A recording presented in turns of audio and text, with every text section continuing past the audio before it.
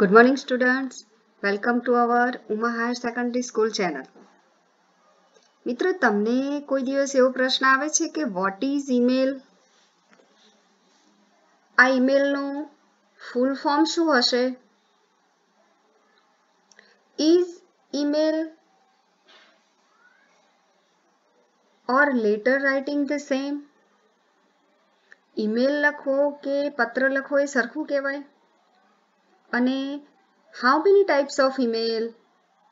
What are the advantages and disadvantages of email? What are the important features of the email? How can we write email? Is it important for our career or for our exam? If yes, so what is the format of the email? આવા પ્રશ્ન તમને થતા હશે. આ એટલા માટે આપણે topic એડવાન્સમાં લઈ લીધો છે કે થોડાક દિવસ પહેલા આપણે બધાએ ઈમેલ આઈડી તૈયાર કર્યું હતું. તો કેટલાક વિદ્યાર્થીઓનો પ્રશ્ન હતો બેન ઈમેલ આઈડી બનાવ્યું અથવા તો કેટલાક વિદ્યાર્થીઓને બનાવતા નહોતું આવડતું, એ લોકો ઈમેલ આઈડી બનાવતા શીખ્યા છે. ખરેખર બહુ આનંદની વાત છે, આપણને એક નવું સ્ટેપ આવડ્યું. પણ હવે આ ઈમેલ આઈડી તમે બનાવ્યું તો એને ક્યાં લખવાનું? આઈડી એટલે મારું આઈડેન્ટિફિકેશન, મારું પોતાનું એક એક્ઝેક્ટલી નક્કી કરેલી વ્યાખ્યા કે સરનામું. તો આને સરનામું ક્યાં લખવાનું? આમ તો દરેક પોતાનું સરનામું બતાવે કે ભાઈ 26 અંબિકા સોસાયટી હાઈવે રોડ, તો આ એનું, પણ આ એનું ઘરનું સરનામું થયું મિત્રો. તો તમે જે ઈમેલ આઈડી બનાવ્યું એમાં જે આગળ ઈમેલ શબ્દ હતો, કેટલાક વિદ્યાર્થીઓને ઈમેલની ખબર હશે, પણ ખરેખર આ ઈમેલ શું છે? કોઈએ ઈમેલનું ફૂલ ફોર્મ કોઈ દિવસ શોધ્યું છે ખરા? ધોરણ 12ના વિદ્યાર્થીઓને આપણે ઈમેલ લખતા શીખવાડ્યા. કદાચ આપણે ગોખેલો કે તૈયાર કરેલો ઈમેલ લખી શકીએ, પણ જો ઈમેલની પાયાની ડિટેલ કે વિગત મને ખબર ના હોય તો શું થાય? કદાચ ગોખેલો ઈમેલ આવ્યો અને પરીક્ષામાં તમે લખી દીધો, પણ જ્યારે ધોરણ 12 પૂરું થઈ જશે અને તમે કોઈ પણ જગ્યાએ એડમિશન લેશો, તમારો અભ્યાસ પૂરો કર્યા પછી તમે કોઈ પણ જગ્યાએ જોબ કે બિઝનેસ કરશો, તો આજની દુનિયામાં પગ મૂકતા પહેલા ઈમેલ શું છે મને ખબર હોવી જોઈએ. કદાચ કેટલાકે ઈમેલ કરેલો હશે અને કેટલાકની માટે તો આ ફર્સ્ટ હશે. તો આજે આપણે બહુ મહત્વની ટેકનોલોજી સાથે જોડાયેલી વાત કરવા જઈ રહ્યા છીએ, કારણ કે ટૂંક સમયમાં આપણે રિટર્ન ટેસ્ટ લેવાના છીએ અને જે રિટર્ન ટેસ્ટ તમારે ઈમેલ દ્વારા મોકલવાના છે. તો પહેલા ઈમેલ શું છે એ સમજી લેવું જોઈએ. હવે email or letter, email or letter same કહેવાય. લેટર રાઇટિંગ તો તમને આવડે છે, પત્ર લેખન તો તમે બહુ સારી રીતે શીખીને આવ્યા છો, બરાબર? તો આ બંને સેમ છે કેટલેક અંશે, બરાબર? એ ક્યાં તફાવત છે આપણે આગળ જોઈએ. પછી how many types of email? How many types, કેટલા પ્રકારના ઈમેલ હશે? આપણે જ્યારે પત્ર લેખન લખતા હતા ત્યારે મિત્રો આપણને ખબર છે કે પત્રના જુદા જુદા પ્રકાર હોય. રજા ચિઠ્ઠી હોય તો એનું થોડુંક ફોર્મેટ જુદું હોય, લીવ માટેનું હોય તો જુદું હોય, અથવા કોઈ વાતની રજૂઆત કરવાની હોય, મિત્રને વિઝિટિંગ માટેનું વર્ણન કરવાનું હોય તો એ પત્રમાં થોડીક બાબતો જુદી હોય. અહીંયા ઈમેલ તો બહુ બ્રોડ સબ્જેક્ટ છે મિત્રો, એટલે એના જુદા જુદા પ્રકાર વિશેની તમને ખબર છે. Second, what are the advantages? Advantages લાભ અને ડિસએડવાન્ટેજીસ ગેરલાભ. હવે આ ઈમેલ છે એના ફાયદા કેટલા અને નુકસાન કેટલું? કોઈ પણ વસ્તુ હોય ને મિત્રો તો એની બે બાજુ હોય, સિક્કાની પણ બે બાજુ હોય, આપણા વ્યક્તિત્વના પણ બે પાસા હોય. આમ તો શાસ્ત્ર એવું કહે છે કે દરેકના વ્યક્તિત્વનું એક જ પાસું હોવું જોઈએ, પણ એક પાસું કરતા ઘણો બધો સમય લાગે છે, એટલે આપણા બે પાસા હોય. મને ખબર છે કેટલાક વિદ્યાર્થીઓ જ્યારે આપણે ઓનલાઈન ગૂગલ મીટિંગ કરતા હોય ને ત્યારે એમને ખબર ન હોય ને એમનું સ્પીકર ચાલુ રહી જાય તો એમનું બીજું પાસું અમને ખબર પડી જાય, બરાબર ને? પછી પિકનિકની વાતો કરતા હોય, ફરવા જવાની વાતો કરતા હોય, અથવા તો પબજીની વાતો કરતા હોય, પણ એમને ખબર ન હોય એટલે એમના સ્પીકર દ્વારા અમે સાંભળી લીધું હોય, બરાબર ને ચિંતન? ઓકે, તો એ રીતે ઈમેલના પણ લાભ અને ગેરલાભ છે. એમાં મને કેટલા લાગુ પડશે એ પણ મને ખબર હોવી જોઈએ. What are the important features, લક્ષણ ઓફ ધ ઈમેલ. તો ઈમેલને કેવી રીતે આઈડેન્ટિફાય કરાય, એનું મુખ્ય લક્ષણ, અને એવા ઘણા બધા લક્ષણો કયા કયા હોઈ શકે. How can we write email. હવે ઉપરની વાતો જાણ્યા પછી મને એવું લાગ્યું કે મને ઈમેલ ખબર હોવી જોઈએ, મારે ઈમેલ લખવો છે. તો હાઉ કેન વી રાઇટ, હું ઈમેલ કેવી રીતે લખી શકું એ પણ મારે સમજવું છે. અને જો હું ઈમેલ લખવાનો પ્રયત્ન કરું, ઈમેલ લખવાનું શીખવાનું ટ્રાય કરું, તો is it important for our career or in exam. તો મારા હવે પછીના કેરિયરમાં અને હવે જે હું એક્ઝામ આપવાનો છું એ એક્ઝામમાં ઈમેલનું મહત્વ ખરું. તો ચોક્કસ મિત્રો, બંનેમાં એની જરૂર છે. એક્ઝામમાં તો આપણે ઈમેલમાંથી 5 માર્ક્સ લેવાના છે, અને ઈમેલ એ એવું રિટર્ન ક્વેશ્ચન, રિટર્ન આન્સર છે કે જેમાંથી પૂરેપૂરા માર્ક્સ આપણે આરામથી લઈ શકીએ છીએ. પણ જો એની પાયાની બાબતો મને ખબર હોય તો ઈમેલ ગોખવાનો હોતો નથી. એનું ફોર્મેટ સમજવાનું હોય છે, એનું લેઆઉટ સમજવાનું હોય છે, અને ત્યારબાદ જ્યારે પણ તમે ધોરણ 11-12ની પરીક્ષા આપ્યા પછી કોઈ પણ ફિલ્ડમાં જશો તો ઈમેલ દ્વારા જ તમારે બધું કામ કરવાનું છે. કેવી રીતે એ આપણે આગળ જોઈએ. જો અમારે ઈમેલ દ્વારા જ અમારા કરિયરની શરૂઆત કરવાની હોય તો એનું ફોર્મેટ એ પણ મને ખબર હોવી જોઈએ. તો આ બધું ક્યારે શીખીશું? અત્યારે જ એ શીખવાનો સમય છે. અત્યારે જ ઈમેલનો મેક્સિમમ ઉપયોગ કરતા શીખી જવું જોઈએ. બરાબર છે ને? તો હવે આપણે શીખવા માટે જઈએ છીએ. બરાબર? ચાલો, પહેલા તો આપણે શું કરીશું? ઈમેલને સમજશું. ઈમેલ આવું લખાય છે. બરાબર? આ લખતા બધાને આવડતું હશે. તો એને જો આપણે ડિવાઈડ કરીને સમજીએ તો ઈ પ્લસ મેલ. બરાબર? આ બે વર્ડ્સ અંદર છે. તો આ ઈ મીન્સ ઇલેક્ટ્રોનિક, ઇલેક્ટ્રોનિક વસ્તુ, મોબાઈલ, લેપટોપ, કમ્પ્યુટર. બરાબર? આ સિવાય પુષ્કળ ઇલેક્ટ્રોનિક વસ્તુઓ છે. અને એ ઇલેક્ટ્રોનિક વસ્તુઓ સાથે જ્યારે હું કોરસ્પોન્ડન્સ કરું છું, કન્વર્ઝેશન કરું છું, વન ટાઈપ ઓફ કમ્યુનિકેશન કરું છું, તો એ કમ્યુનિકેશન જો આવા ઇલેક્ટ્રોનિક દ્વારા થતું હોય તો એને ઈમેલ કહેવાય છે.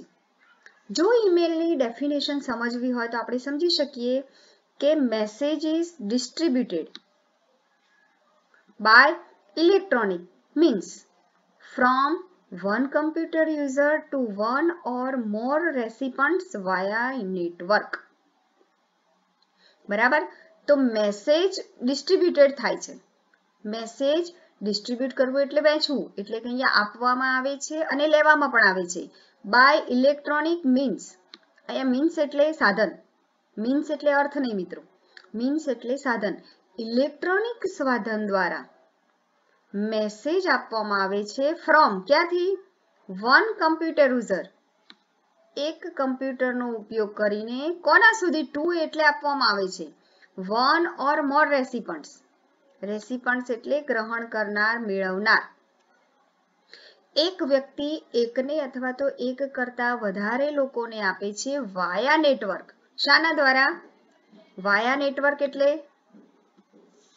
હું હોસ્ટેલમાં રહેતી હોઉં અને હું જ્યારે મારા મમ્મીને પત્ર લખું તો પત્ર હું પોસ્ટ ઓફિસ દ્વારા નાખું તો પોસ્ટમેન મારા ઘેર જઈને આપી આવે, તો એ વાયા પોસ્ટમેન, પોસ્ટ ઓફિસ થ્રુ આપ્યું. પણ અહીંયા આપણે મેસેજ કે કંઈ પણ વસ્તુની આપ-લે કરીશું તો શાના દ્વારા? નેટવર્ક દ્વારા. બરાબર? બીજા શબ્દોમાં સમજીએ. Electronic mail is one of the most widely used features of the internet along with the web. It allows you to send and receive messages to and from anyone with an email address anywhere in the world. જોયું મિત્રો, કેટલી broad એનો concept છે. Electronic mail is one of the most widely, widely એટલે પુષ્કળ પ્રમાણમાં ઉપયોગ થતું એક લક્ષણ છે. શાનું? ઇન્ટરનેટનું. અલોંગ વિથ, કોની સાથે? વેબ, વેબસાઇટ સાથે. વેબ એટલે જાળું, કેવું જાળું મિત્રો? નેટ દ્વારા કરવામાં આવેલું. નેટ એટલે પણ જાળી જ થાય ને મિત્રો. આપણે ઘરમાં નેટ લગાવીએ છીએ ને, મચ્છર ના આવે એના માટેની નેટ. પણ અહીંયા નેટ એટલે એક એવું જાળું કે જે જાળામાં આપેલા, તમે ફિઝિક્સમાં જ્યારે ડિટેલમાં આગળ અભ્યાસ કરશો ત્યારે આ બધી બાબતો ભણવામાં આવશે જ, કે હવામાં રહેલા જે રજકણો છે, હું તો માત્ર મારી ભાષામાં સમજાવું છું, એ રજકણો પણ આપણા વોઇસને એક જગ્યાએથી બીજી જગ્યાએ લઈ જાય છે અને એને ડેવલપ કરીને જે બનાવેલું છે એને આપણે વેબ કહીએ છીએ. ઇટ અલાઉઝ, અને એ વેબ આપણને અલાઉઝ એટલે છૂટ કે મંજૂરી આપે છે. શાની મંજૂરી આપે છે? સેન્ડ અને રિસીવ મેસેજ મોકલી પણ શકાય, મેસેજ પ્રાપ્ત પણ કરી શકાય. ટુ એન્ડ ફ્રોમ, તમે મોકલી પણ શકો, તમારો પણ આપી શકો. એનીવન વિથ ઈમેલ એડ્રેસ, પણ એની જોડે શું હોવું જોઈએ? Email address. તમે બનાવ્યું ને ઈમેલ આઈડી, એ તમારું email address. Anywhere in the world, અને એના દ્વારા માત્ર તમે મારી સાથે નહીં, વર્લ્ડમાં પણ કોઈની સાથે વાતચીત કરી શકો, વર્લ્ડમાં પણ મેસેજની આપ-લે કરી શકો. બરાબર? આટલું ઇમ્પોર્ટન્ટ જો ઈમેલનું હોય તો ઈમેલ તો મારે શીખવું જ પડશે. આ મેં એટલા માટે તમને શીખવાડ્યું છે કે ઈમેલ શું છે એ મને ખબર હોવી જોઈએ. મારે રસોડામાં કોઈ વસ્તુ વાપરવી છે પણ એના ગુણ મને ખબર ના હોય તો હું એને ક્યાં વાપરી શકું? એનો ગુણ ખટાશ છે, તીખાશ છે કે ગળપણ છે, એક વખત જો મને એનું ફીચર્સ ખબર પડી જાય તો મને ખ્યાલ આવે કે આટલી આટલી આઈટમોમાં તો આ વસ્તુ વાપરી શકાય અને એનાથી આઈટમોનો ટેસ્ટ વધે. બરાબર છે? ઇલેક્ટ્રોનિક મેલ્સ છે. હવે તમને એમ થાય કે why do we need email? બેન, અમારે ઈમેલની શું જરૂર છે? જ્યારે ઈમેલ આઈડી બનાવવાનું કહ્યું ત્યારે પણ કેટલાક વાલીઓએ પ્રશ્ન પૂછ્યો હતો કે બેન, આવડા વિદ્યાર્થીને ઈમેલની શું જરૂર છે? તો કદાચ કોરોનાની પરિસ્થિતિને કારણે આપણે એક સ્ટેપ આગળ આવી ગયા. આમ તો ધોરણ 12માં પછી તમે ઈમેલ વાપરવાના જ છો, પણ એ વહેલા વાપરતા થઈ ગયા, ટેકનોલોજી સાથે જલ્દી જોડાઈ ગયા અને આપણને એક સ્ટેપ વહેલા આવડી ગયું. એ આનંદ લેવા જેવી વાત છે. તો એની જરૂરિયાત જો આપણે સમજીએ તો email is an effective and essential, means effective અસરકારક અને ઇસેન્શિયલ એટલે મૂળભૂત એવું સાધન છે of communication when used properly. મિત્રો, આ પ્રોપરલી શબ્દ બરાબર યાદ રાખજો. એ આપણા માટે મહત્વનું બની જાય છે. ક્યારે? જો એનો પ્રોપરલી ઉપયોગ થાય તો.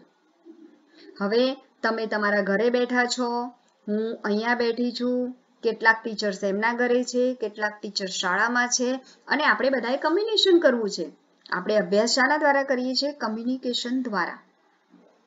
હજુ આપણે ઈમેલ દ્વારા આપ-લે કરી નથી, પણ આ હું એટલા માટે સમજાવું છું કે ટૂંક સમયમાં આપણે ઈમેલ દ્વારા આપ-લે કરવાની છે. એટલે તમારે બધાએ કમ્પલસરી ઈમેલ દ્વારા મને તમારું હોમવર્ક મોકલવાનું છે. કેમેસ્ટ્રી, ફિઝિક્સ, મેથ્સ, બાયોલોજી, આ બધું. જો આ પરિસ્થિતિ લાંબી ચાલશે તો આપણે આ પ્રમાણે કામ તો કરવું જ પડશે.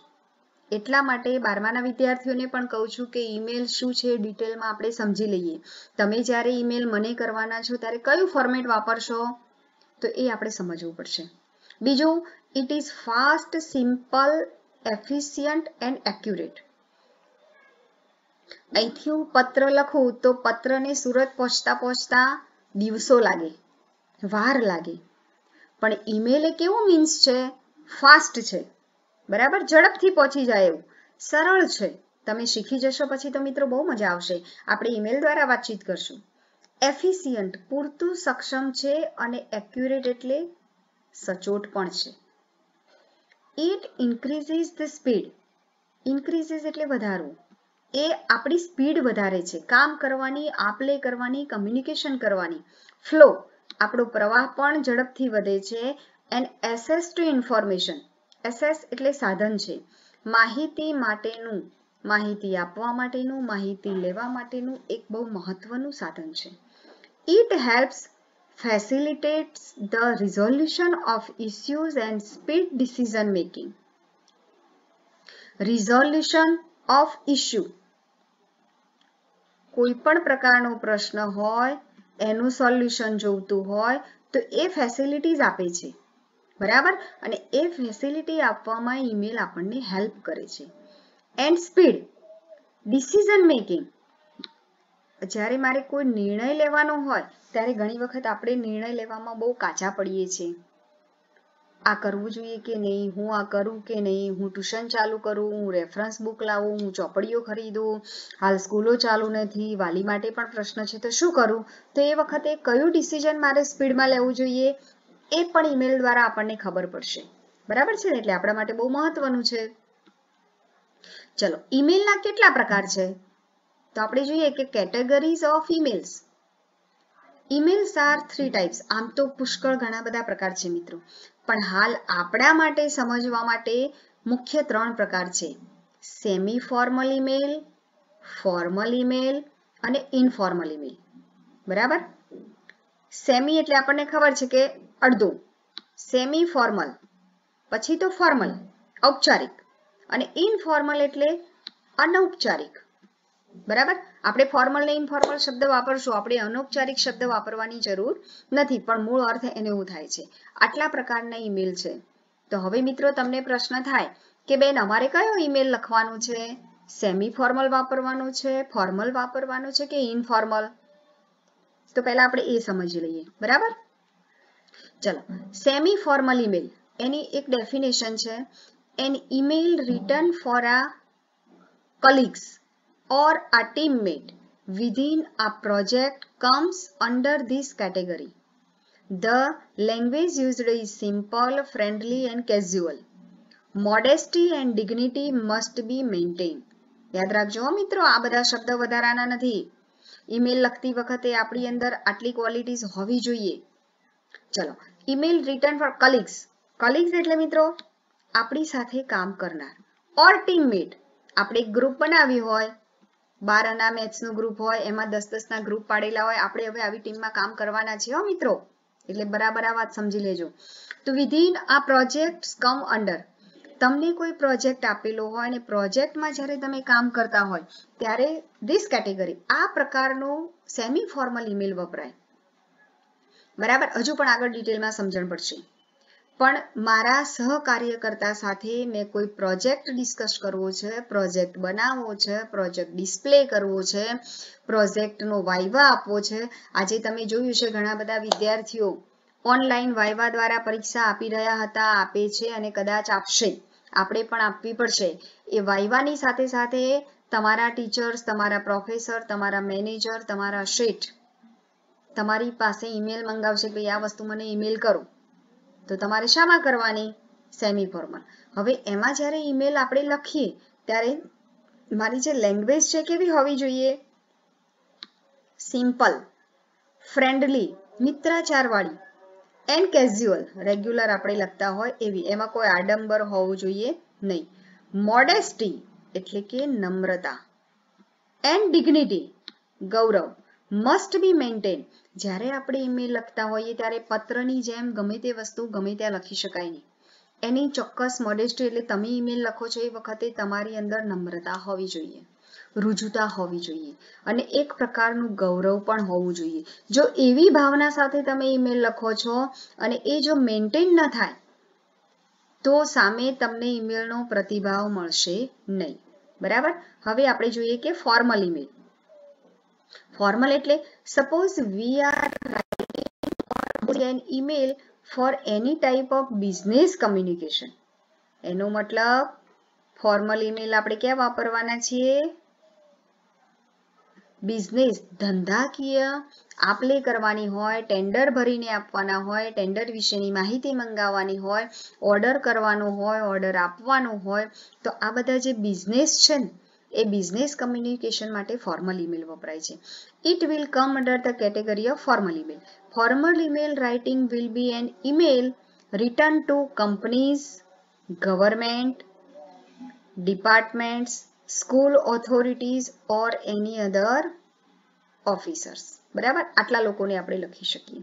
સ્કૂલ ટીચર્સ નથી મિત્રો, school authority.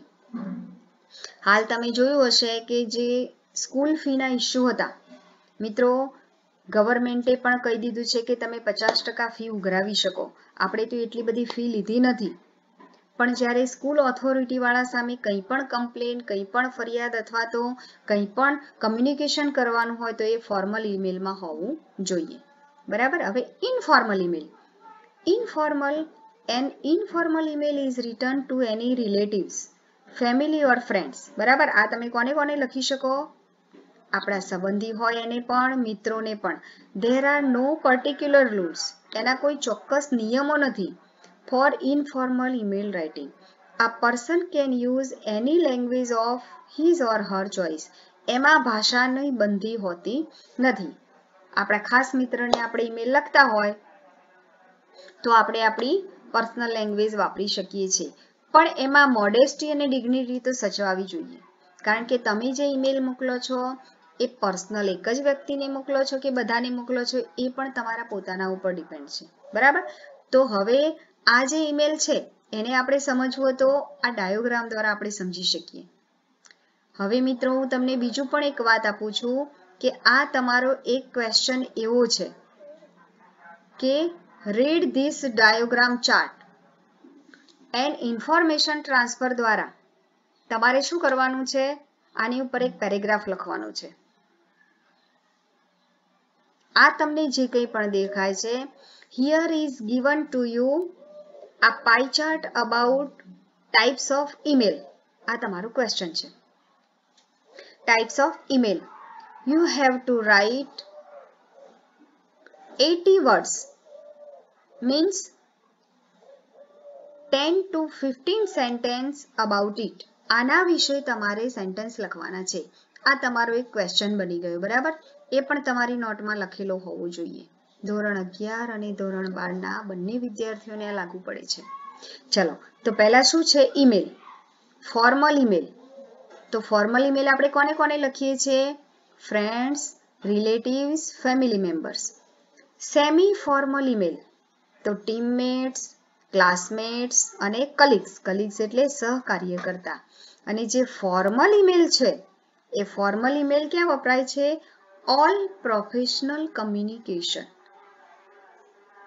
All professional communication. બરાબર. આટલી બાબતો આપણે સમજી લીધી.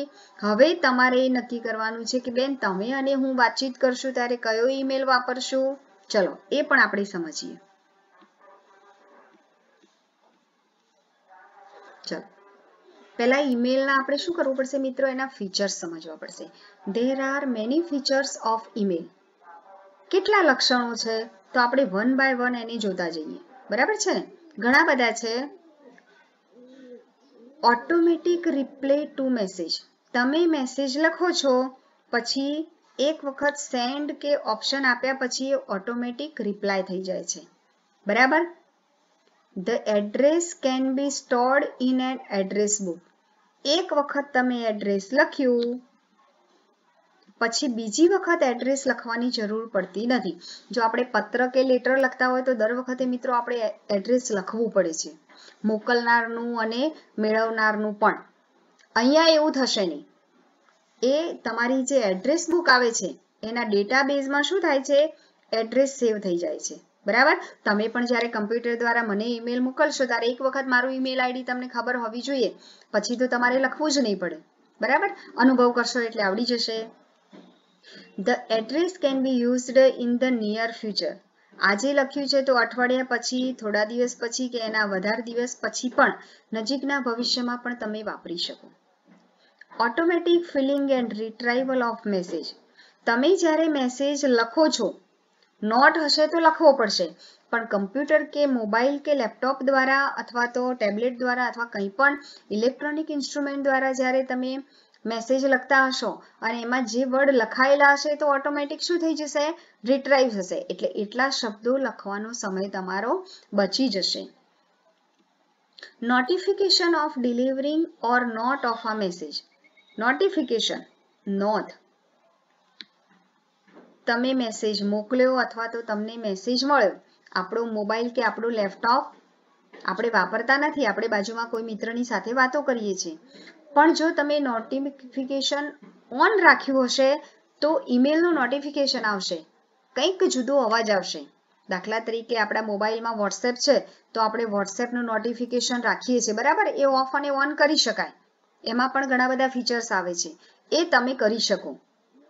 એટલે કે કોઈ મહત્વનું, દાખલા તરીકે હું ટેસ્ટ છું, ઈમેલ દ્વારા આપવાની છું, તો તમે નોટિફિકેશન ઓફ કર્યું હોય તો તરત આપણને યાદ આવી જાય કે હા ભાઈ હવે નોટિફિકેશન આવ્યું, એનો મતલબ આપણને ટેસ્ટ મળી ગયો. Facility two send copies of a message too many people. હું અહીંયા એક જ ટેસ્ટ પેપર બનાવું છું, પણ બધા વિદ્યાર્થીઓને એક સાથે હું શું કરું છું? એ કોપીઝ આપી શકું છું. જો એક્ઝામ હોય તો મારે દરેકની કોપી વહેંચવા જવું પડે, ક્લાસ વાઇઝ, રૂમ વાઇઝ. અહીંયા એ મુશ્કેલી પડતી નથી અને આસાનીથી મેની પીપલ ઘણા બધાને આપી શકાય છે. સિગ્નેચર્સ કેન બી અટેચ. દરેક વિદ્યાર્થી પોતાની સિગ્નેચર્સ કરશે, એ તરત મને મળી જાય છે, એટેચ થઈ જાય છે. Automatic using the date and time. તમારે સમય અને તારીખ લખવાની જરૂર પડતી નથી. તમે સેન્ડ કરો કે રિસીવ કરો ત્યાં સમય અને તારીખ લખાઈને આવે છે.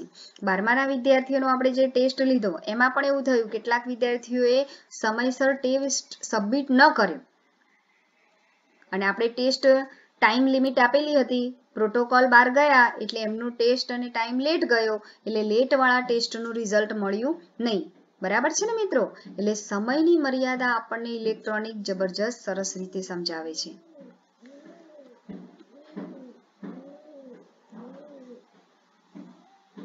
ચલો, automatic date time. Attachment in the forms of files, graphics or sound can be sent. હવે મેં માત્ર ક્વેશ્ચનમાં શું કર્યું હતું મિત્રો?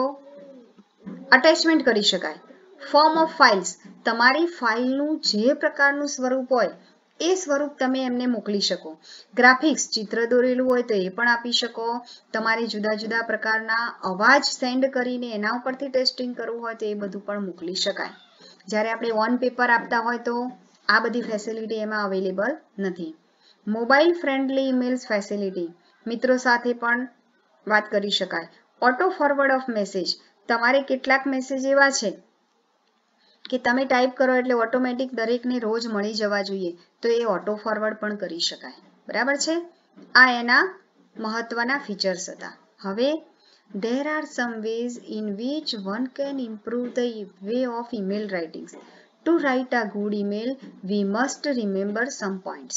હવે ઉપરની વાત જોયા પછી કેટલાક વિદ્યાર્થીઓના મગજમાં એવું છે કે બેન અમને તો ઈમેલ લખતા આવડે છે, પણ જો મને ઈમેલ લખતા આવડે છે તો એ ઈમેલ લખવાની મારી જે આવડત છે એમાં મારે ઇમ્પ્રુવમેન્ટ કરવું છે, સુધારો લાવવો છે. કેવી રીતે સારો ઈમેલ લખી શકાય? ઘણા વિદ્યાર્થીઓ, ઘણા લોકો પત્ર લખવામાં જબરજસ્ત હોશિયાર હોય છે, પણ હવે પત્રની પદ્ધતિ કે પત્રનો જમાનો પૂરો થઈ ગયો, હવે ઈમેલનો જમાનો આવ્યો, તો હું કેવી રીતે સારો ઈમેલ લખી શકું આ પણ મિત્રો મને ખબર હોવી જોઈએ અને આ મને આવડવું જોઈએ. તો પહેલા શું કરવાનું છે? રાઇટ આ મીનિંગફુલ સબ્જેક્ટ લાઈન. આપણે જ્યારે સબ્જેક્ટ લખતા હોઈએ અને એની જે લાઈન લખીએ એ આપણે અર્થપૂર્ણ લખવાની છે. ગમે તેમ ગમે તે વર્ડ્સ લખી શકાય નહીં, અર્થપૂર્ણ વિષય લખવો પડશે. Keep the message focused and understanding.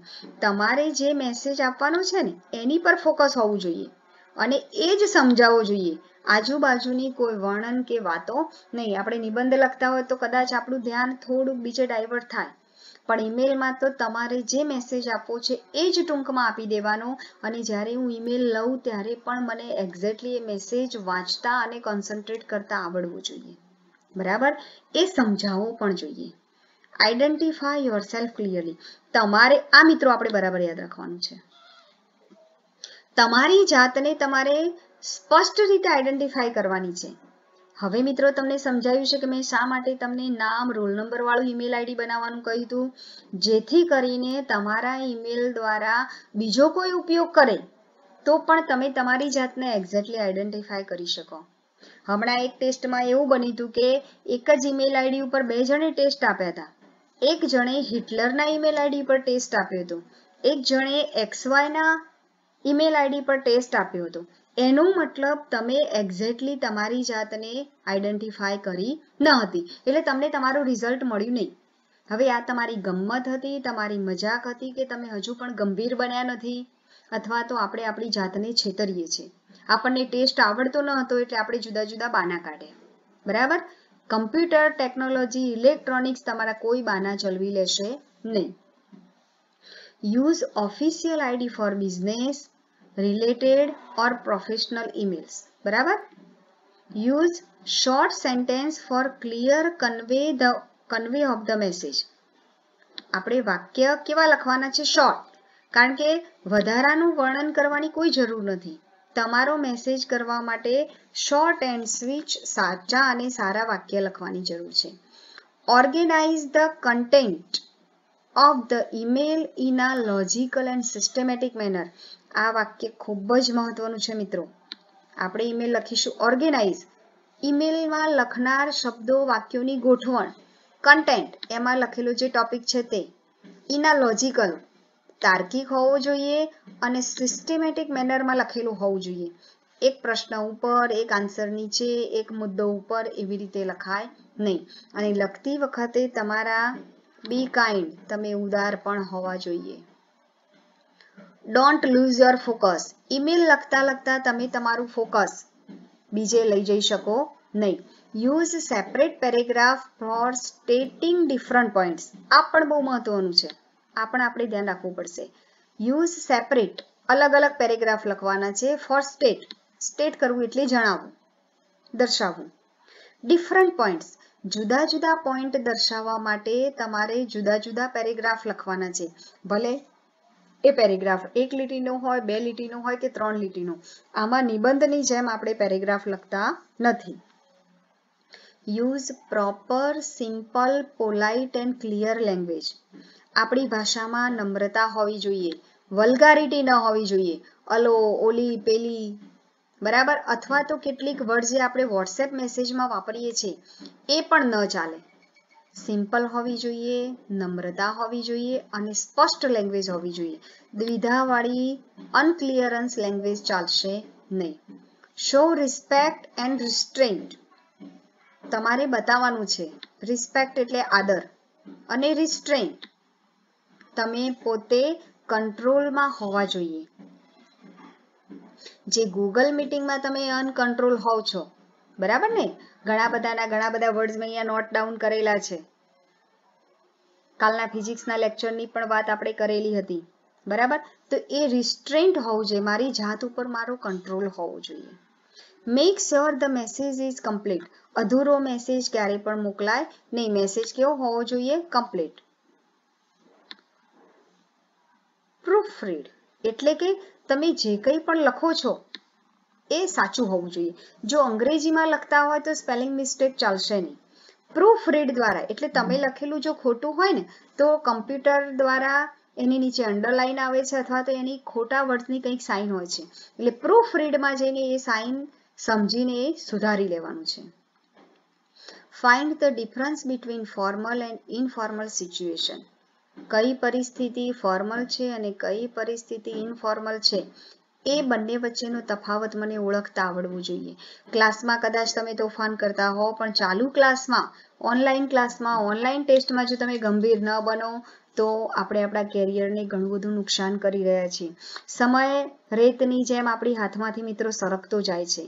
એ સમયને સરકવા દેવાનું નથી. આપણે એ સમયનો ઉપયોગ કરવાનું છે અને બોર્ડની પરીક્ષા બોર્ડ લેવાનું છે. એના માટેની તૈયારી અત્યારથી જ કરવાની છે. રિસ્પોન્સ પ્રોમ્પ્ટલી. ચલો, રિસ્પોન્સ એટલે પ્રતિભાવ આપવાનો. પ્રોમ્પ્ટલી, ફાસ્ટલી. આ સિમિલર વર્ડ છે, યાદ રાખજો. ફાસ્ટલી. તમને જેવો ઈમેલ મળે એવો તરત જ ઈમેલનો રિસ્પોન્સ આપવો કમ્પલસરી છે. બરાબર? ચલો, એ પર્સન કેન. હવે ઈમેલમાં એની લેંગ્વેજ તમે વાપરી શકો. આટલું બધું ઈમેલ વિશે જાણ્યા પછી આપણને એમ થાય બેન ઈમેલ તો બહુ અઘરો છે, ભારે છે. એવું નથી મિત્રો, બહુ સહેલું છે જ્યારે આપણે એનું ફોર્મેટ સમજીશું ત્યારે. પણ એડવાન્ટેજીસ ઓફ ઈમેલ રાઇટિંગ. હવે આપણે ઈમેલના ફાયદા સમજીએ. કેવા એના ફાયદા છે? તો it is a cheaper form of communication. Cheaper, આમ તો ચીપ એટલે સસ્તું થાય, પણ અહીંયા સહેલું. કમ્યુનિકેશન કરવા માટે સહેલામાં સહેલું જો કોઈ ફોર્મ કે સ્વરૂપ હોય તો એ ઈમેલ છે. Email helps to contact or send information to a large group of people. Email દ્વારા વિશાળ સમુદાયને એક સાથે આપણે કોન્ટેક્ટ, મેસેજ કે ઇન્ફોર્મેશન આપી શકીએ છીએ. It provides a return record of the communication. અને આપણે જે કંઈ પણ મેસેજ આપીએ છીએ, લઈએ છીએ, એની પ્રૂફ આપણી જોડે હોય છે, આપણી પાસે એનો રેકોર્ડ હોય છે. એ બહુ મહત્વની વાત છે. પછી એમાંથી કોઈ વ્યક્તિ ફરી જઈ શકે નહીં. દાખલા તરીકે તમને એક ક્વેશ્ચન અને એનો પ્રોજેક્ટ બનાવવાનું કહ્યું, પણ કેટલાક વિદ્યાર્થીઓ કે બેન એમને ખબર હતી નહીં, તો અહીંયા મારી પાસે પ્રૂફ છે કે જુઓ ભાઈ, મેં તમને ઈમેલ દ્વારા જે ઓનલાઈન ટેસ્ટ લીધો હતો એ તમે આપ્યો હતો ને આ તમારું પ્રૂફ. તમારા દરેકે દરેક ઓપ્શન જે ટીક કર્યા છે એ બધા ઓપ્શનો સાથે મારી પાસે પ્રૂફ છે કે રિયાએ 5મી તારીખે જે ટેસ્ટ આપ્યો હતો એમાં આટલા ક્વેશ્ચનમાં એને આ આન્સર લખ્યો હતો. હેતવીએ જે ટેસ્ટ આપ્યો હતો, દેવાંગે જે ટેસ્ટ આપ્યો હતો, એણે આ વખતે આ સમયે આ આન્સર ટીક કર્યો હતો. અને હવે જ્યારે તમે રિટર્ન ટેસ્ટ મોકલશો, એ રિટર્ન ટેસ્ટ પણ જ્યારે ઈમેલમાં આપશો તો એ પણ અમારી પાસે પ્રૂફ રહેશે. અમારે ચોપડા કે પુરવણીઓ ફેરવવી નહીં પડે મિત્રો. એના દ્વારા અમે કહી દઈશું કે આટલું આટલું તમારું સરસ છે અને આટલું આટલું ખોટું છે. Email writing is an instantaneous form of communication. કેવું ફોર્મ છે? તાત્કાલિક. તમે આન્સર લખીને ઈમેલ કર્યો, વિધિન સેકન્ડમાં એ મને મળી ગયો, બરાબર, અને તરત જ હું એને રીચેક કરીને તમને પાછો આપી શકું. આટલું ઝડપથી કામ બીજે ક્યાંય શક્ય નથી. It can be used any time anywhere. તમારી પાસે વેબ હોય, ઇન્ટરનેટ હોય તો તમે કોઈ પણ જગ્યાએ એને વાપરી શકો છો.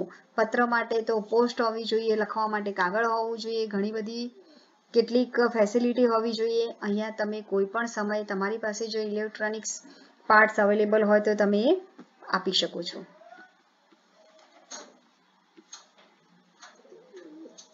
બરાબર છે? આટલા એના બેનિફિટ છે. એટલે આ બેનિફિટને આપણે શું કરીશું? બરાબર યાદ રાખીશું. બરાબર. હવે આપણે જોઈએ કે what are the parts of email. તો બેન ઈમેલ અમારે શીખવો તો છે, તો એના કેટલા ભાગ, એને કેવી રીતે સમજશું, પરીક્ષામાં કેટલા માર્ક્સમાં કેવી રીતે પૂછાશે, અમારે કયો પાર્ટ્સ લખવામાં ભૂલ ન કરવી.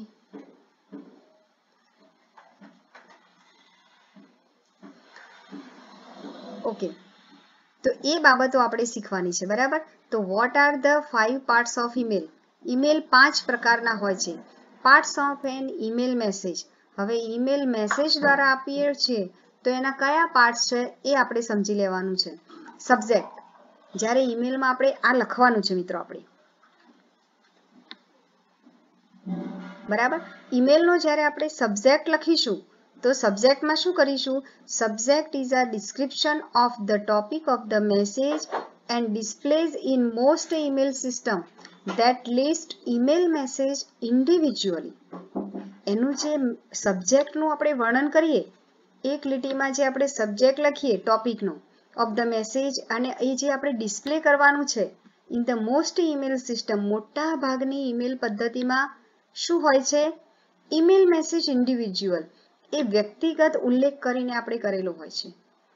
ચલો, સેન્ડર એટલે કે મોકલનાર જે વ્યક્તિ છે એને આપણે શું લખીએ છીએ? ફ્રોમ. ફોર્મ નહીં હો મિત્રો, ફ્રોમ છે, FROM. This is the sender internet email address.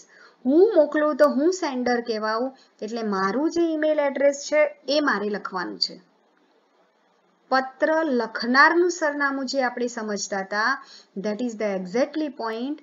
This is the sender internet email address. એનું ઇન્ટરનેટ ઈમેલ એડ્રેસ જોઈએ, ઘરનું સરનામું નહીં. Date and time received on, એ તો તમે જે સમયે લેવાના છો, મેળવવાના છો, લખો છો એ સમયે આપણે લખવાનું છે. પણ મિત્રો પરીક્ષામાં ડેટ અને સમય લખવાની ચોક્કસ પદ્ધતિ છે, એ કઈ છે બરાબર યાદ રાખવાનું છે. બરાબર. આ બધી બાબતો એવી છે કે એક વખત આપણે શીખી લઈશું તો ક્યારેય ભૂલ થશે નહીં. રિયલમાં ઈમેલ કરવાનું હશે તો પણ, અને પરીક્ષામાં વધારે માર્ક્સ, સારા માર્ક્સ લાવવાના હશે તો પણ.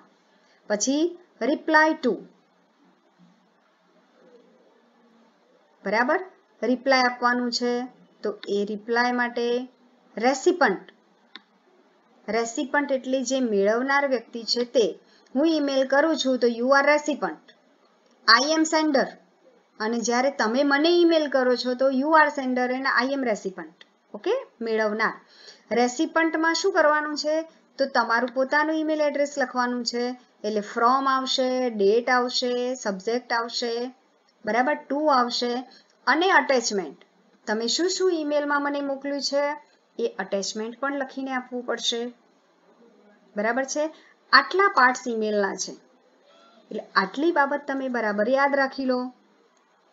હવે ઝડપથી આપણે ઈમેલ દ્વારા કોમ્યુનિકેશન કરીશું, પણ આના પછીના નેક્સ્ટ વિડીયોમાં આપણે શું કરવાના છીએ? ઈમેલનું માર્ક્સ સાથેનું ફોર્મેટ સમજવાના છીએ. પણ જો આ ડિટેલમાં સમજ્યા હશો તો ઈમેલનું ફોર્મેટ ગોખવું નહીં પડે. તમે ક્યાંય પણ જશો તો તમને ખ્યાલ આવી જશે કે અહીંયા મારે કયા પ્રકારનું ઈમેલ લખવાનું છે, કયા પ્રકારના ઈમેલનો ઉપયોગ કરી શકું.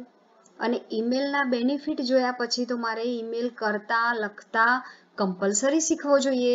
જો આટલું બધું બ્રોડ આનું બેનિફિટ વાળું પાસું હોય તો એ ઘટક કે એ પાસું મારે ચોક્કસ સમજવું જોઈએ. બરાબર છે મિત્રો? આટલી વાતો સમજ્યા પછી નેક્સ્ટ આપણે ઈમેલનું ફોર્મેટ પરીક્ષામાં માર્ક સાથે કેવી રીતે પૂછાવાનું છે એ સમજીશું.